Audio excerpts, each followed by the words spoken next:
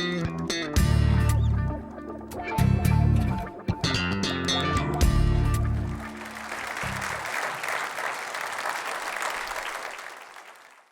are looking at the 7 churches, and as I said in last week's message, I don't want to do the traditional thing that happens when people treat the 7 churches. They want to treat them as church ages, and I'm not opposed to that. As I said, I previously taught many, many years ago through the churches and did the church ages, but I really want there to be a stronger application. My concern is that making each church represent a church age, and we could easily say that going through these churches, the common preachment is through the church ages means that the last church is the Laodicean church, which essentially would be our period if you go through the church ages, where Christ is knocking at the church door, wanting to get in. I would say that's plausible, but I want you to see the linear picture that I've done here, which again may be hard to follow along, but okay. So what I've done here is I've tried to put all of the churches and basically each one, and then broken down linear so that you've got some dimension of Christ, either his appearance or his person, some quality, some attribute being described as you go down the column. I'm going to make it worse now. The commendation, for example, to Ephesus, something that they were doing, their labor, their endurance, that they couldn't bear those who were liars. And as you keep going down, you can line up each of the churches' commendation. We're going to be looking at Smyrna, works, tribulation, poverty. What's interesting is that we looked at last week what we called lost love of Ephesus. Here there is no rebuke to the church at Smyrna, and there is no alternative to the exhortation, because essentially it's one of the few churches other than Philadelphia that didn't really have anything overtly wrong with it. Although, let me just pause here for a second and talk about what I entertain doing. I entertain doing the taxonomy of the church, really for the benefit, not for you who have been here for all these years, but the benefit of those people who are just new to this ministry and trying to figure out what is the church for. Because that's the major problem. It is a major problem everywhere I turn, every encounter, every conversation. People do not understand what the church exists for. What is its reason for being? And the taxonomy that has been presented here many, many times really spells out, if you're interested in what the purpose of the church is. Now, I could have done that today, and maybe I'll do that in the coming weeks, who knows? But the one thing I want to establish is that not one of these churches, I said, apart from Smyrna and Philadelphia that have no rebuke and there's no alternative given to them because there's no rebuke, each church has something wrong with it. And that is very profound. It says that even in those early days, while the church was still in its very young state, there were issues and problems. Now we've gone so many thousand years away from these churches. And the tragedy is that we somehow think that because the church has many people, a mega church, and it's got a nice building, that it's a good church and it's a successful church. I was talking to a lady who is actually a friend of mine, and she said, I'm looking for a church. And she has a young daughter, and she said, I want to make sure that my daughter can be in the church in one of the programs. And I said, well, tell me what you're looking for. Well, I want to make sure that whatever my kid does is going to be fun and enjoyable. And I thought, wow, that's a novel thought concerning the church. But no one really approaches the church as in, I'm sorry, you may not like what I'm going to say. There are big churches that allow people to have their kids in the church inside while the message is going. Now, if it's hard enough for we who are adults, who have some scars of life we've lived, do you really think that a child may sit and a child may take in like a sponge, but do you really think a child, we're talking about especially young children, will have the capacity to sit through an hour discourse and glean anything, perhaps just maybe the fact that they were forced to sit through something, and if they can sit through it quietly. Now, I said, you might not like what I'm going to say. It's why we don't have kids in the service, and why that's been a policy here for a long, long time. I don't want to have to compete with a crying baby. But in most churches, they'll say it's fine, it's okay. And I guess it's okay if the pastor has nothing to say and it's not that important. Just saying. But part of the problem is when we talk about this, like my lady friend who was asking me about I asked her, what are you looking for? Part of the problem is that most people their starting point is wrong. And so even with these churches, we can glean some idea. The Lord is speaking.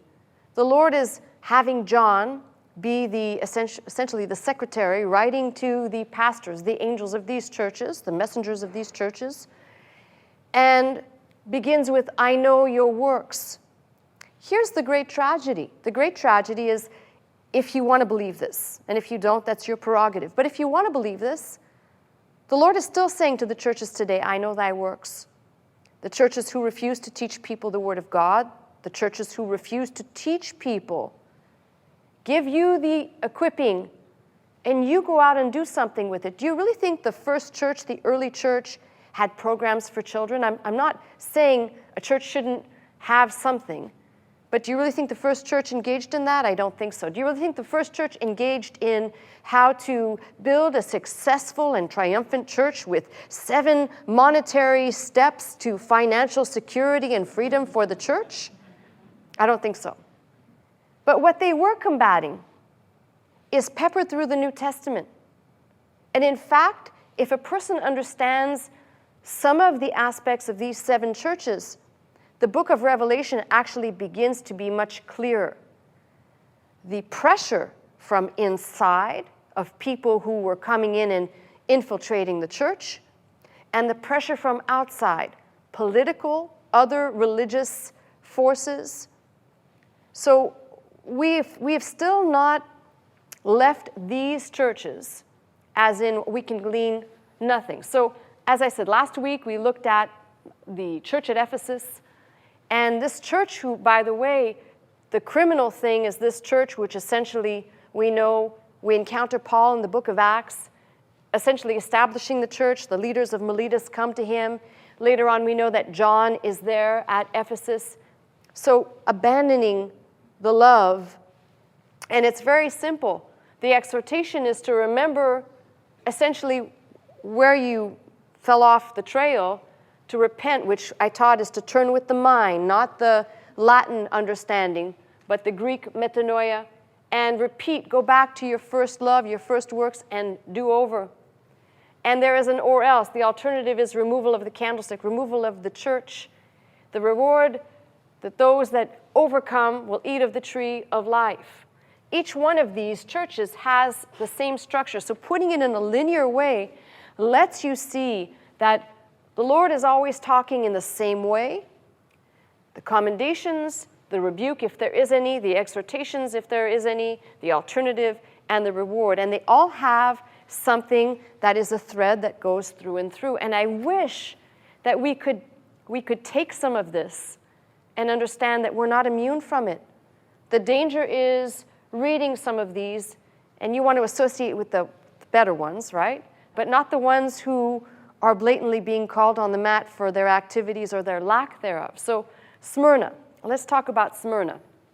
And by the way, at least as we look at these churches, if you were to look at a map where John was exiled on Patmos and kind of pretend that you're looking at a horseshoe, and you'll see that these churches kind of line up like this. So the Isle of Patmos is there, and these are all in close proximity. And the irony, for example, of Ephesus, which in their rebuke, they were told to, essentially, in the exhortation, they were told to change their ways or else. And if you've ever traveled to that land, if you've ever seen what Ephesus looks like today, there's not too much left of what was. In fact, both Ephesus, probably I would say not so much for Pergamos, but Ephesus and Miletus, that were two hub places for people to receive merchandise. So therefore, they're harbors. The harbors today are all silted up. There is little or no activity, although Smyrna remains an active place. It's modern-day Izmir. The population, just to give you an idea, is about 4 million. But of that 4 million, there's only 0.4% of the population that is Christian, just to give you an idea. When we talk about these things, even though these folks seemingly did quite well, it wasn't enough to last. Now let's talk about the name Smyrna for a minute. Smyrna, actually, it's a strange thing that we read, sometimes we read a word in the King James and it appears somewhere else and it appears differently. So Smyrna is the place we're looking at. If you were trying to trace the background to this, Turkish folks will tell you that its etymology is Anatolian. I'm not buying that just right away, but with a T in front, to T Smyrna. But if you read in your King James, you're going to find that the reference to what is not Smyrna, but myrrh, occurs, for example, in Matthew 2:11. Myrrh and Smyrna are the same word. If you're looking in the Greek lexicon, they'll have two occurrences of Smyrna, but Smyrna, myrrh, they are all the same word. They come from the same word. So, for example, in Matthew 2:11, the wise men, you have to indulge me on this too, because I cannot pass this by without doing this, but the wise men brought gifts of frankincense, gold, and myrrh. Now, I've told you this before. Go during Christmas time and look at the greeting cards. It's the three wise men, right? Because there had to be three, because there's three gifts, so there just had to be three people bringing three gifts, right? But in fact, we know unequivocally that there had to be infinitely more than three men bearing gifts. There were three gifts, not necessarily three men. This is the type of stuff where it's perplexing that the vast majority of people in Christendom actually believe that there were three men, and they will say, well, these are the names of the men. Let me just tell you something. I love when people who are not experts start to talk. And you can know how little they know about the subject, because these type of gifts, especially the gold, frankincense, not so much maybe the myrrh, but those two gifts were very precious and very costly, and there is no way that these men would have traveled across very hostile territory, just being the three of them with those goods, because they would have been attacked by bandit, Bedouin groups, you name it. They would have been robbed along the way if there was just three of them bearing gifts. So we know for a fact that there was more than three, but the gift, what is interesting is that gold obviously typifies of the three gifts. Gold represents the eternal perspective of God. Frankincense, we'll call it the ascending life that is gifted up to God. But the myrrh represented what is an unusual gift for a child, because myrrh was always used for death and embalming. Fragrant, but used for death specifically. You'll find this word again, myrrh, is in Mark's gospel. Some of the texts read that they gave Jesus vinegar mixed with myrrh. Not all sources read the same way, but again, in Mark 15, you'll find the same word. In John 19, you'll find that Joseph of Arimathea and Nicodemus were bringing the material and all the needful things, including myrrh, to prepare the body before the burial, after they begged the body of Jesus from Pilate, to prepare the body with myrrh. So it's kind of interesting that these are references, and they're all the same word. They all are a derivative from the same word. If you look it up in the Strongs and trace it backwards, you see they all derive from that.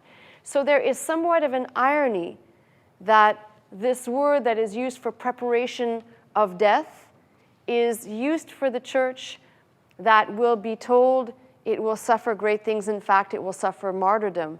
It's somewhat interesting that the the name of the church is synonymous with the activities thereof. So that just gives you an idea. Smyrna also has this incredible history, by the way. If one were to trace the history, the Persians had a great influence there. And by the time Alexander the Great took that portion, then it was kind of the design, let's create a grand city. Very similar, if you will, it's going to sound a little bit strange, but very similar to what happened in creating what is in Utah, Salt Lake City, the ideal city, if you will, with an ideal layout. The same concept was applied. So if one were to travel and look at what are the remains, what has been dug up, what we know archaeologically has been found, you'd find a row starting from the base of what used to be the First Place Harbor, all the way up to Mount Pagos, of temple and altar, and temple and altar, and temple and altar, because these people, the more gods, the merrier. Temple and altar and temple. And these are great finds. There's a couple of really great finds that were made in 1959, were probably the latest greatest ones, apart from the ones in 1869 that were made, unearthing some of the most incredible temples along the way. So the idea was that you wouldn't have to go very far from where you came in to the port, all the way up to the top of Mount Pagos. You would always find some reminder of a god or deity along the way, probably to venerate or to help you along your way. I'm not quite sure. But so there's a great historical background to the city. The tragedy is, we know for a fact that Smyrna had a very lively church. Now, if you just read this thing and it's just a book and it's just words on paper, you're never going to get the flavor of how heart-wrenching this is. When you know and you read the history of how profound the church there, its activity. And we know it's historically documented. We're no longer talking about people doubting whether the Bible is real or not. We're talking about eyewitnesses to the first bishop at Smyrna, who was Polycarp, who we know was born sometime between 86 and 70 AD, and essentially his lifetime overlaps with John, the writer of John's Gospel and of Revelation. And we know factually that they had contact with each other. There are fragments, I believe there's one extant, and fragments of exchanges. And we know unequivocally that Polycarp wrote letters to the church, for example, at Philippi, even though he was bishop at Smyrna. So we know there was a healthy church. We know that there was a church that was flourishing. We know that there was a leader there who was a godly man. And all this is historically documented. What is kind of sad is, imagine your claim to fame is not so much what you taught people, your claim to fame is your martyrdom, because that's Polycarp's claim to fame. When the Pax Romana began to be enforced, and the Dia Roma, which was, Rome had no, prior to a later time, when you get to Constantine, will have Christianity be solidified within the Roman Empire. But prior to that, there was no established religion. And basically, you had a polyglot of people moving through Rome. Pax Romana ensured that you could go anywhere at any time through the Roman Empire, and you would essentially pass with no problems. You would be left alone. If you were a Roman citizen, you were respected, and you were left alone. But when they instituted this, what began to be, and ultimately culminated in the veneration of Caesar, where one had to show their political, it was not so much a religious alliance or allegiance as it was a political one, to say that Caesar is Lord. And if one failed to say Caesar is Lord, you were a traitor, and therefore you were put to death. If you did not say Caesar is Lord and offer your pinch of incense, it was a simple thing. Well, Polycarp was summoned to the proconsul, and they said, say it. And he said he would not say it. He said, 86 years I've served my Lord. He's done me no wrong. How can I blaspheme the king who's saved me to this day? And of course, he was tied to the stake, burned alive. And so that's what he's remembered for. Not so much did he wrote, as I said, a letter to Philippi, but that is not memorialized as much as his death. And it is so ironic that his death as a martyr is what solidified in many ways, as you begin to look at these churches. You begin to see that the mention of martyrdom, the mention of true commitment, and you'll find this in the book of Revelation. You will find that it is the battle ultimately. Revelation is the culmination at the end of days between what is true and what is false. True religion, if you will. I hate to use that because that religion connotes something else, but true worship or true faith versus the commerce, the industry, the mystery religions. So embedded in these are the unfolding of what we will later glean towards the later chapters of Revelation. Failure to make the two connected. You have 7 churches and you've got the rest of Revelation and there's no connection that well. Anyway, so let's get into the letter and let's see what's going on here, because there's a couple of things that I would like to point out. Oh boy, I know you're ready for this. If you have a Bible like mine, page 1560, 1560, or Revelation 2, beginning at verse 8 through 11. And unto the angel of the church in Smyrna write, These things saith the first and the last, which was dead and is alive. Now it's interesting, as I said, if you look at the descriptions along the way, it's hard to read, but if you follow those descriptions, you have a little bit of what John described in the first chapter, just a little bit, but you also have some comfort. The first and the last, which was dead and alive. Let's stop there. I don't want to go too fast. First and the last. When I was preparing this, something dawned on me about this first and last. My mind rushed immediately. You're going to have to forgive me, but this is the way my mind connects Scripture. My mind rushed to the message out of Deuteronomy about God, the eternal God, at the forefront. God's on the corner before you get there. That's our paraphrase, right? And it really struck me as I was reading this that if we really, even for our church, for us as individuals, we really took just this, He's the first and the last. He was in the beginning. He will be in the end. It means while we go through things, although we may not go through the things these churches went through, but while we go through things, He's on the corner before you get there. He was there before you were there. He'll be there when you get there. So just reading it, first and the last, it's a word of comfort to this church.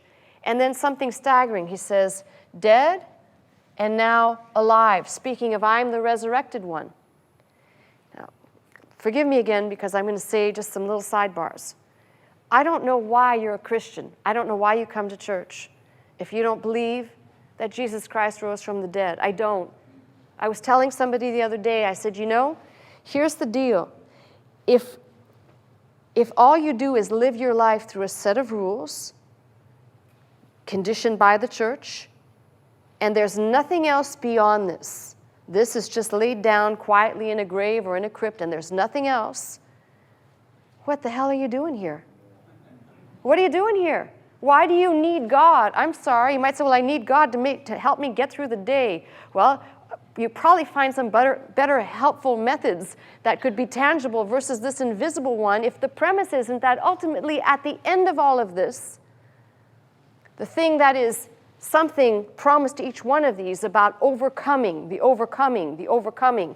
There's a promise to each one of these that if they will overcome, there's a promise of eternal life. Now, I know that's, for some people, that's just too mind-boggling. That just can't be. That must be poetic. That must be pictorial. It just can't be, because it just can't be that I get to be here for however long, and then whenever this time is up, I get to be somewhere else. But I'll say it again. If a person cannot understand, and this is the premise of why a person must come to a concrete understanding about the value of studying the resurrection of Jesus Christ, those proofs become important to your entire understanding. If you just come into the church and the church tells you you're great, you're living your best life now, you're going to get rich back there because of that grin you got on your face, and nothing else is told to you about the fact that without this one fact, if He rose from the dead, That's where everything begins. So here he is saying, the resurrected one is speaking. Now, I have not seen God. And anybody who says they've seen God, well, come talk to me later. We might have somebody come pick you up in a jacket. I have not seen God except through his word, what has been revealed in his word. But I can tell you, if somebody appeared in front of me, a vision, whatever you want to call it, and said, I was dead and I'm alive, believe me, I mean, granted all the stuff that I read and study out of the book, I'd be paying attention to the fact that that one who was dead and is alive is now talking to me. If he was dead and he's now alive and he's talking to me, it means he's not dead, right? That's what I said. So a word of comfort to open up to this church. And then, of course, as each one of these, some of the older manuscripts talk about the I know in this particular passage may or may not be in some of the oldest and extant. I'm not even going there. I don't even feel that it's worthy to touch that at this point, except I know thy works, we've already discussed that, and tribulation and poverty. And take a look at the brackets there, but thou art rich. So let's stop and talk about this for a minute. There's a couple of things here that are interesting. Considering that we're going to be looking later on at tribulation, the Great Tribulation, we're not talking about in this church tribulation, the Great Tribulation. We're talking about a church who is in, the Greek word is thlipsis, in great pressure. In fact, the word thlipsis in the Greek, the best way to describe it would be like taking a heavy rock and crushing somebody with it. It's that crushing pressure. So if you understand, that's what they were going through. I know thy works, tribulation and poverty. And there are two words in the Greek for poverty. One is penia. We get our word for penury in English. That is not the word here. That's, for example, somebody who just works and they scratch and they just get by. Versus the Greek word here, ptokia, which is destitution. Absolute, you have nothing. So it's a very strange contrast to say, I know thy works, I know what you're going through, I know the crushing pressure you're going through, and your destitution, and the bracket here, but thou art rich. Obviously, the Lord is not talking about their possessions, their tangible possessions. He knows their faith. He knows what they're about. And under the blasphemy of them which say they are Jews, but are not, but are of the synagogue of Satan. Now, let's talk about this for a minute. Those that say they are Jews, but are not. And it seems very plain to me that there are people that even in that day, as there was the church, there was also synagogues in these various towns of people that came and infiltrated. And if you read carefully, that say they are Jews and are not, these are people that probably came in to the church under false pretense, under the guise of some religious, they're going to save the people who are in the church from the church, but are of the synagogue of Satan.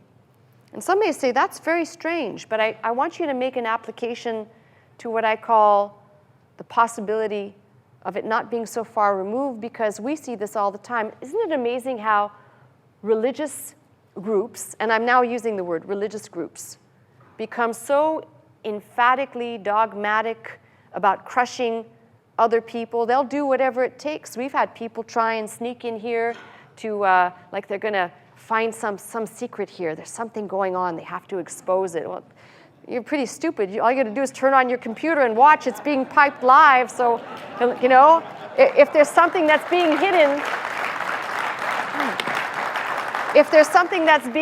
here, I'd sure like to know about it. I love good surprises to surprise me. But it's stuff like that. Those are people with a religious spirit. They come under the guise of being Christians. How many Christians have come to this church under the guise of being Christians, and they've wanted to save Dr. Scott, or they've wanted to save me, or they wanted to take me out? And, you know, I don't share with you too often. I don't tell you. Dr. Scott used to get his share of it. I have my share of, you know, the crazy people, the ones that show up at the door. They're the ones that are coming to get me for whatever the reason is. You know, whether they think that I should marry them or... Come on, security people. We've had those guys come to the door. Yeah, please. Believe me, wait a minute, I'm not flattered by that, okay? I'm really not flattered. Especially when, if you were going to look at some of the repertoires of those that come to the door. One brother had a rap sheet that was so long, and he was here somehow. I think he had violated his parole, so I'm not impressed. But people will come under all different colors to do whatever it is they think they need to do under some highly religious purpose. So when you read this, I don't want you to go too far. These people that say they are Jews, they profess that they believed one thing, but are not. And of the Lord's words, he says they are of the synagogue of Satan. You're going to read this repeatedly. It says where Satan's seat is, known the depths of Satan. In other words, there is seeds being planted here for our understanding about what we're about to encounter later in the book regarding true and false worship. And this is why when we get to talking about the false prophet and the beast and the mark of the beast, it'll be very easy for people to be duped by the false prophet, because if you're not reading this book and you don't know anything, you see somebody performing great miracles and speaking great things, of course you're going to think it's got to be God, right? It's got to be God. So put that in perspective, and then here comes what I call the word of comfort. Fear none of those things which thou shalt suffer. Behold, the devil shall cast some of you into prison, that you may be tried, and you shall have tribulation 10 days. Now, does that sound like any of the books that you see on bookshelves in bookstores today? Don't be afraid. It's going to get bad. That'd be a bestseller, right? I think I'm just going to make one of those up. I'm going to make a cover. Don't be afraid. The stuff's going to hit the fan, right? People who don't read this book want to hear about how you're going to have the best now. But Jesus says, fear none of those things which thou shalt suffer. I wish I could just lift this up and make this my message. God's not the author of fear. Now, we're not under the trial that these folks were. So it's almost blasphemous to make a comparison, but I'd say whatever you're going through. I just taught a message a couple of weeks ago on courage. Tharsai, right? Tharsai. Same word to us. Fear none of those things which thou shalt suffer. Whatever you're going through, you're going to go through it. What you think is going to kill you, what you think is going to break you, what you think is going to destroy you, you're going to go through it. And guess what? You can do what these people did. You can do what the church has done and taught for centuries now. Pressure, tribulation, troubles, trials never killed anybody. Well, except for Polycarp. But this should make you, if you'll let the circumstance. I remember John Wright Follett wrote that, trouble is a servant. If you'll let it, it will make you into a better man or woman of God. It'll make you into the person, the design, by the way. It's not by massage, but it's by the things that you suffer, just like it says of him. He learned obedience through the things he suffered. If you find me somebody who hasn't done too much suffering and spend 5 or 10 minutes with them, you'll find out that they might be a little bit spoiled. They're the people who always want it their way. They always want to have what they want, how they want it. They don't even understand what humility is. Don't get me started there either. And it says, the devil shall cast some of you into prison that you may be tried, and you shall have tribulation 10 days. Now, 10 is the number of testing, complete testing. We might say not 7 as in completion, but as in intensity. Some commentators have taken this 10 days to be the 10 successive trials that are listed in Fox's Book of Martyrs. I don't care how you want to parse this verse, except that there would be an intense time of tribulation, intense tribulation for a period of time. Be thou faithful unto death, and I will give thee a crown of life. Now, I know it's foreign to us because we don't have these things to deal with. But the one thing this church had, if you look back at my chart again, this is why I did this, so that you could be confused. No, the reason why I put this here is because there's no rebuke. There's no rebuke to this church. They're just told, fear none of these things. There's no alternative because there is no rebuke. And they're given a promise also, which we'll talk about in a minute. But I want you to catch something. The very fact that the Lord himself, the one who is at the beginning, he's the end, he's the Alpha, the Omega, he's on the corner before you get there, the resurrected one, is talking. And he doesn't say, hey, you should be rich. And if you juxtapose these people, tribulation and poverty, with the Laodicean church or some of the other churches where it says you're rich, but you're poor.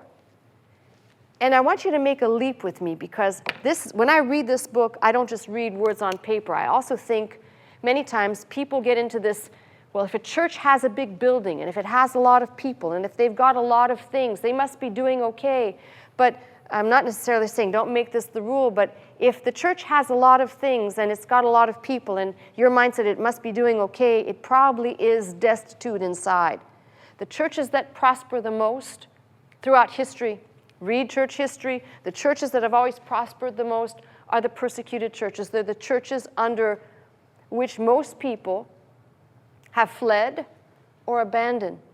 And the reason is very simple.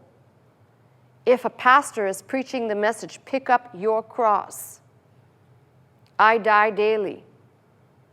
To whom much is given, much is required.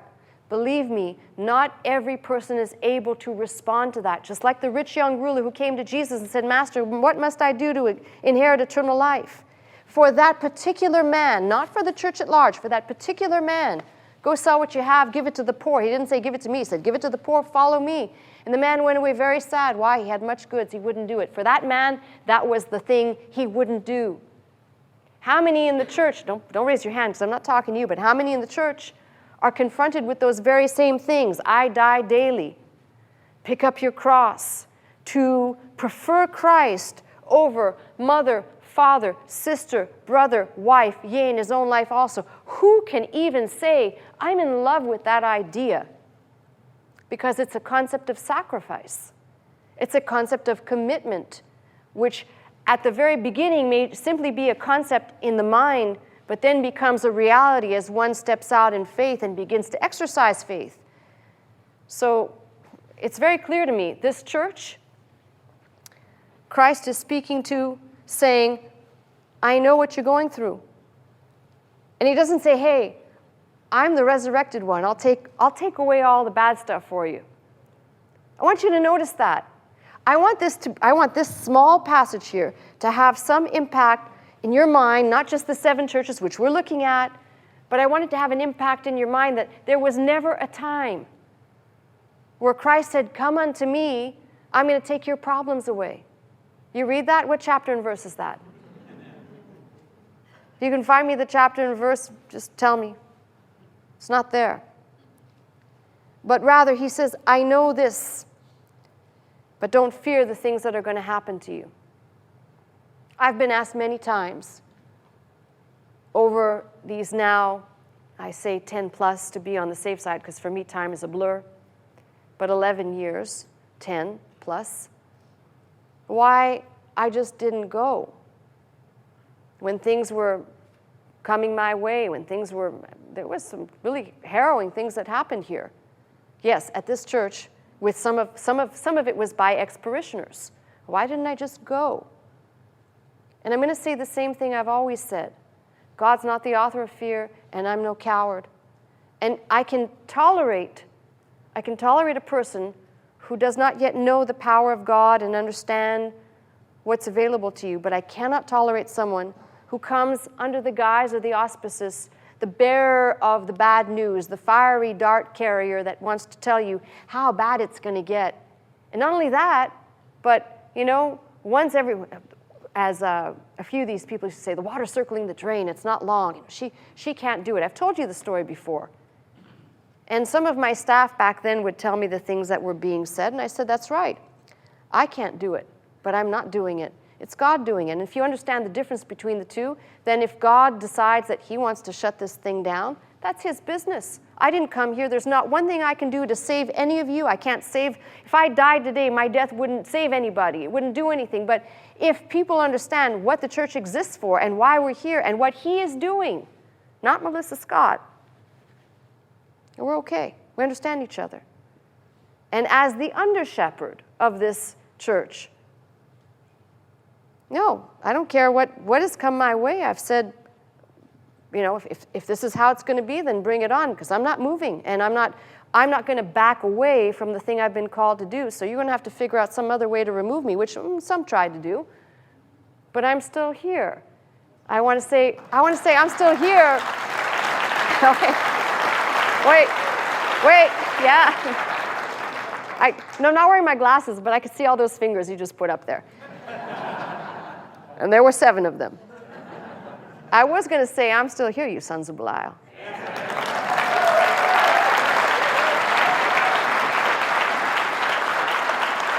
Why? Fear none of the things. And I'm not dealing with the things they were dealing with, so it's like lightens the air a little bit, right?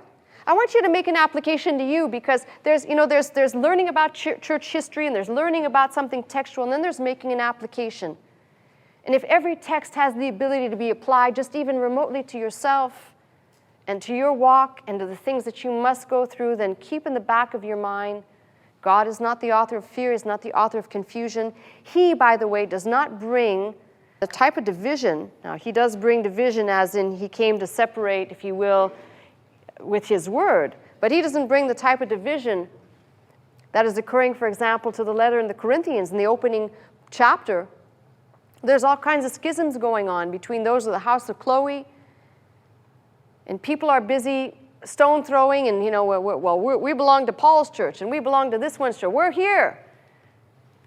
Now, when that spirit comes, and somebody starts saying, I belong to this and I do that, it's the same reason that I have stayed away and cut my ties from association with people who are into this dogmatic denomination. You must put me into a pigeonhole and I must fit somewhere. I do not want to fit into your box, no pun intended. I do not want to fit into your ideology of what you think I ought to be doing.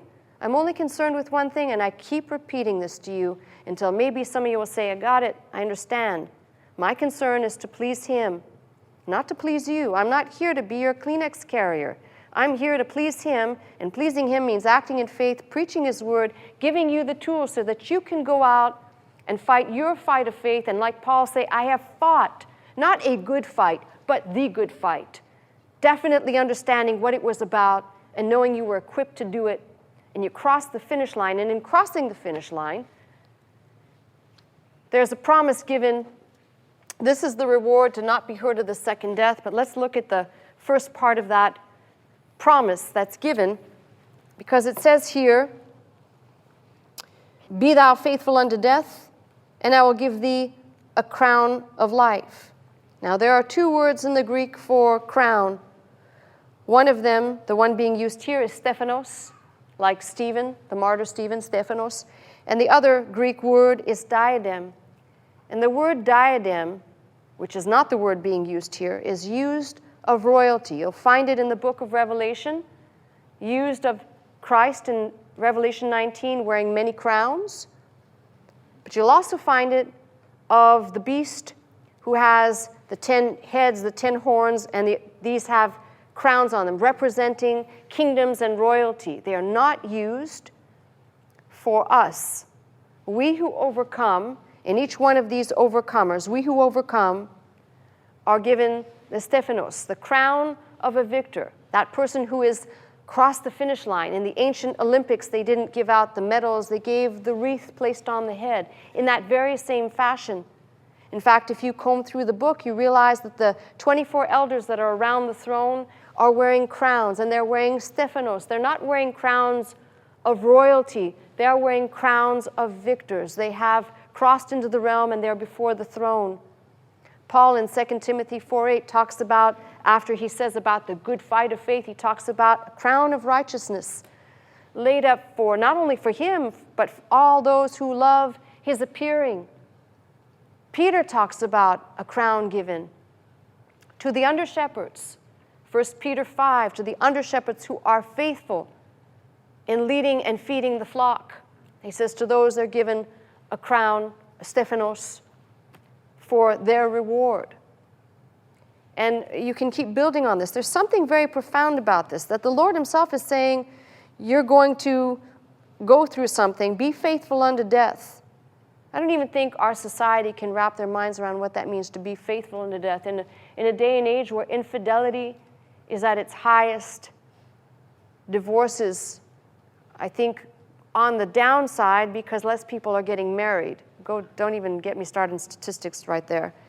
But faithful unto death, and I will give thee a crown of life. So that's the first part of the promise. He that hath an ear, let him hear what the Spirit saith unto the churches. He that overcometh shall not be hurt of the second death. And what is being said here of the second death? You find that understanding that later on, the second death is referred to as the lake of fire in the latter chapters of the book of Revelation, where Satan and others will be cast into that lake. And he says, you will not be hurt of it. Now, people have tried to make an interpretation to say that you'll pass through that, and therefore you won't be hurt of it. But rather, it should be understood, essentially, you will not suffer that. This will not happen to you. Why? Because that's reserved for those for whom eternal judgment, the believer is not subjected to that. The believer has to stand before the Lord, but is not subjected to that. So it must be understood that way. Now, for a suffering church, a church in tribulation, a church that has all kinds of tumultuous things happening to it, being infiltrated on the inside, the enemies on the outside. In this case, for Smyrna, it was the government, the politics, what went on in that day, plus, of course, the people who tried to infiltrate inwardly. And it's important to understand that, again, you look at this church historically, and there's obviously only a trace, 4 million population in what is today Smyrna or Izmir, 0.4% Christian. If I gave you the breakdown, it's even more staggering because it's a combination of the Greek Orthodox comprises of one of the smaller categories, and even smaller than that is Protestant, if you think about that, little clusters of things. So when you think about this church and how it has not really survived, and poor me here, I've done some terrible lines, because this should, see, I told you, you might get confused here. This goes straight across, and trust me, next week it'll look even prettier. But what I want you to take away from this is, yes, I want you to learn historically about each one of these, and it was not my plan to go spend 7 weeks, so I'm going to try and expedite this and maybe cluster a few together so we can get through it faster. But my goal is to show you that in each one of these, what is facilitating, once you get to the 4th chapter, we hear no more about the church. And it's imperative for us to understand that the church can be represented, as I said, through all of these, looking at church ages, but I'd prefer to take from each one of these and glean for us and understand that probably the most important thing, as in Ephesus, they abandon their first love. At Smyrna, there was no rebuke to these people, but what I do want you to see is that they were told they were going to go through some heavy-duty things. Be faithful unto death. The hardest thing to tell people is keep your hand on the plow and don't look back. The hardest thing to get people to do is to be committed. Do you realize that? How many people have come over the years and they are enjoying momentarily somebody actually teaching them the Bible? It's a novel concept until what happens in the parable of the sower happens to them, and they're not savvy enough to know that this is happening to them. The parable of the sower tells about how each one of these, and when the word is not taken root, it says the evil one comes, the birds, the fowls of the air come and pluck up the seed and take it away. When troubles come, and the riches of the world, right? So how many times have I had people say, well, I started here and then everything turned to hell in a handbasket because I was following and listening, and it's not because of that. It has not a thing to do with that. It has everything to do with the battle for the person's soul. Now you can say you don't believe in that, and fine, I'm not going to try and debate it with you. I happen to think it's a reality. No, it's a reality. It's a battle for the soul. And as long as you understand, as long as you have breath, and as long as what the Bible describes as when we were dead in trespasses and sins, as long as you can stay in that state of mind out there in the world, I was there. Out there in the world, I didn't think there was anything wrong with me. I told you, basically a good person, do good things, think good thoughts, although, that's subjective. Very subjective. And you cannot understand until you come into the sphere of, you begin to study the Word of God and you realize, ooh, no, I'm very far from that thing which I was professing to be. The reality of that, being able to understand who you are and where you are, and suddenly being, as the Bible talks about, translated from darkness into light, is a radical concept. 25 years ago, if you would have told me, I have to go back further now.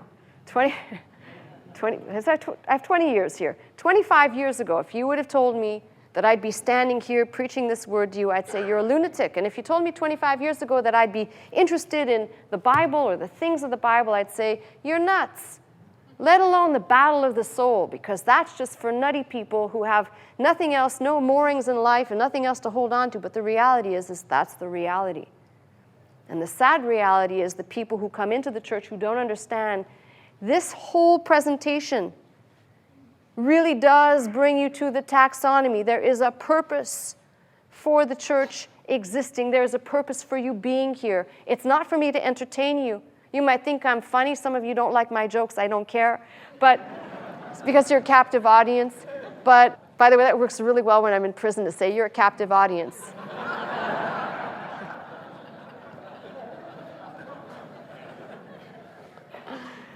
Where are you going to go? You got an hour and a half to be out of your cell. You don't care what you're listening to. As long as you're out of your cell, you don't care, right?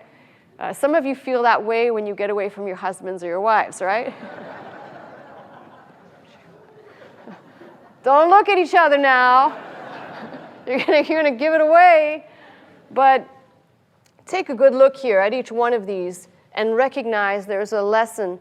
As we get into the Church of Pergamos, which we'll tackle, God willing, next time, we're going to look at some problems with doctrine, some problems with internal reception of things that are of the world being grafted onto the church and being widely accepted.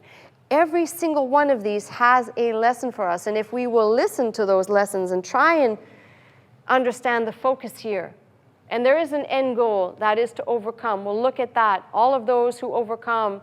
In this particular instance, take a look at all the promises here, because they all culminate in one thing, which brings me back to the very thing I said earlier. To eat of the tree of life, that must presuppose that as it was in the beginning in Genesis, where the tree of life represented something which we now know obviously fell into the dismal blueprint that Adam and Eve left us, but the tree of life, which we read about at the end of the book, which is for the healing of the nations and undoubtedly represents life eternal, eating from the tree of life, life eternal, not to be heard of the second death, again, eternity, to eat of the hidden manna, white stone, new name, power of the nations, and that can only be understood in light of the end chapters of Revelation, clothed in white, not like the preachers who want to be clothed in white. Listen, I'm feeling feisty still, so you have to indulge me. But clothed in white by him, and your name not blotted out of the book of life. Obviously, again, referring to those like those in the book where it talks about dressed in white, who are gathered around the throne, name confessed before the Father, pillar in the temple, representing that which was in heaven, which will be on the earth again, the type, if you will, coming down to earth, a pillar in the temple, and sit with me in my throne. All of these represent eternal perspective, eternal promises, eternal things that apart from the resurrection of Jesus Christ make no sense. How do you get there without that? How do you get to these things? And what's the purpose for the suffering and the tribulation and the poverty down here and the things we must go? What is the point if it's not that as we overcome and we keep faithing, we obtain the promises? Now, somebody said, well, what happens if you get there and none of those things are there? Well, then we're going to have a talk, but I can guarantee you something. I'd rather be on the side. If you're going to, I'm talking to the vacillating ones right now. If you're going to be on the side of something, be on the side of taking this word as exactly what it says, the promises given exactly what they are, because they are not just reflected in Revelation, but they're reflected through the whole book of God, telling us about something that we should have had it not been for Adam and Eve, but now we must wait for. There remains a better state for us to be in, and a glorified state and a perfect state, which we were designed to be in, but not anymore because of Adam. So by one man's sin, death entered the world, but by one man's obedience, death has been conquered and has no more dominion over us. That means you'll still die, and I will still die, but that death, which brings people to think it's all over, it's closed down, it's that mortuary picture, you know, here comes the coffin, and, you know, he lived a lovely life, and now we'll send him off with, you know, tears and Kleenex, and that's it, goodbye. But in fact, for the believer, it's hello, not goodbye. Goodbye to this old world, and hello to the place that you labor to be in, where the Bible says there is no more tears, there is no more crying, and there's no more dying. So there's every reason to read this about this church representing and typified by the name Smyrna or myrrh, which represents preparation for death, and understanding that that preparation for the believer is a celebration and a reality when it comes to pass, because he is risen. He is risen indeed. That's my message. I'm Pastor Melissa Scott, pastor of Faith Center, Glendale, California. I teach every Sunday morning at 11 a.m. If you'd like to attend services with us, simply call the 800 number, that is 800-338-3030, to join us. If you'd like to watch, listen, and learn 24 hours a day, simply log on to our website at www.pastormelissascott.com.